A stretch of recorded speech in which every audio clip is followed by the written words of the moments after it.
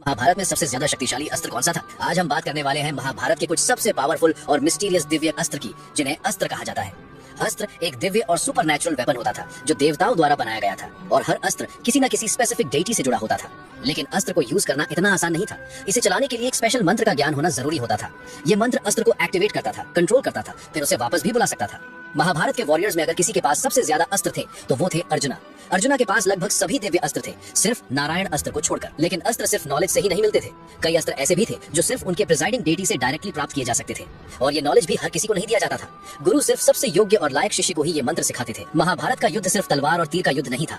इस महायुद्ध में कई बहुत ही एडवांस्ड और विनाशकारी वेपन्स का इस्तेमाल हुआ था। इनमें से कुछ अस्त्र इतने पावरफुल थे कि आज के जमाने में उनकी तुलना न्यूक्लियर वेपन से की जाती है। सबसे पहले बात करते हैं सुदर्शन चक्र की।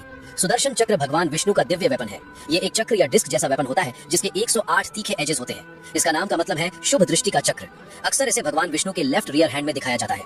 कभी कभी सुदर्शन चक्र को समय के चक्र यानी व्हील ऑफ टाइम का सिंबल भी माना जाता है, जिसे भगवान विष्णु कंट्रोल करते हैं। महाभारत में भगवान कृष्ण ने सुदर्शन चक्र का यूज युधिष्ठिर के राजसूया यज्ञ के दौरान शिशुपाला को मारने के लिए किया था। अब बात करते हैं एक और बहुत ही खतरनाक अस्त्र की, पशुपतास्त्र की। पशुपतास्त्र को भगवान शिव का सबसे विनाशकारी पर्सनल वेपन माना जाता है। इस अस्त्र को मन, आंखों, शब्दों या धनुष के माध्यम से इन्वोक किया जा सकता था। ये वेपन इतना पावरफुल माना जाता है कि ये पूरी सृष्टि को डिस्ट्रॉय कर सकता है और सभी जीवों का विनाश कर सकता है। बहुत से स्कॉलर्स मानते हैं कि पशुपतास्त्र सभी अस्त्र में सबसे पावरफुल और अनस्टॉपेबल वेपन था। महाभारत के अनुसार सिर्फ अर्जुना के पास ही ये अस्त्र था। अगला अस्त्र है नारायण अस्त्र।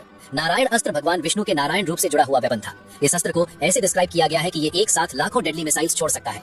महाभारत के अनुसार लॉर्ड कृष्ण, द्रोणाचार्य और अश्वत्थामा के पास नारायण अस्त्र था। इस अस्त्र की सबसे इंटरेस्टिंग बात यह है कि इसे एक युद्ध में सिर्फ एक ही बार यूज किया जा सकता है। अगर कोई इसे दूसरी बार चलाने की कोशिश करे तो ये अपनी ही सेना को डिस्ट्रॉय कर देता है। अब आते हैं महाभारत के सबसे ज्यादा फेमस अस्त्र पर, ब्रह्मास्त्र। ब्रह्मास्त्र का वर्णन कई पुराणों में भी मिलता है। ये अस्त्र इतना पावरफुल माना जाता था कि जिस जगह पर इसे छोड़ा जाता था वहां पूरी तरह से विनाश हो जाता था। इस अस्त्र को यूज करने पर भी कड़ी रिस्ट्रिक्शंस थी। इसे तभी चलाया जा सकता था जब सभी और ऑप्शंस खत्म हो चुके हो और ह्यूमैनिटी के हित में यूज करना जरूरी हो। आज के समय में कई लोग ब्रह्मास्त्र को न्यूक्लियर वेपन से कंपेयर करते हैं।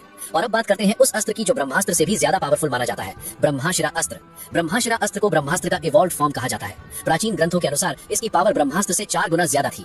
कहा जाता है कि अगर ये वेपन किसी जगह पर यूज हो जाए तो वहां की जमीन कम से कम 12 साल तक बंजर हो जाती है, वहां 12 साल तक बारिश नहीं होती और वहां की मिट्टी और धातु तक जहरीली हो जाती है। इस वेपन से होने वाला डिस्ट्रक्शन हाइड्रोजन बॉम्ब या थर्मोन्यूक्लियर बॉम्ब जैसा बताया गया है। महाभारत के ये अस्त्र आज भी लोगों के लिए मिस्ट्री और फैसिनेशन का सब्जेक्ट बने हुए हैं। कुछ लोग इन्हें माइथोलॉजी मानते हैं तो कुछ लोग कहते हैं कि शायद प्राचीन समय में एडवांस टेक्नोलॉजी का ज्ञान मौजूद था। आपका क्या मानना है? क्या ये अस्त्र सिर्फ कहानियां हैं या फिर प्राचीन युग की कोई खोई हुई टेक्नोलॉजी?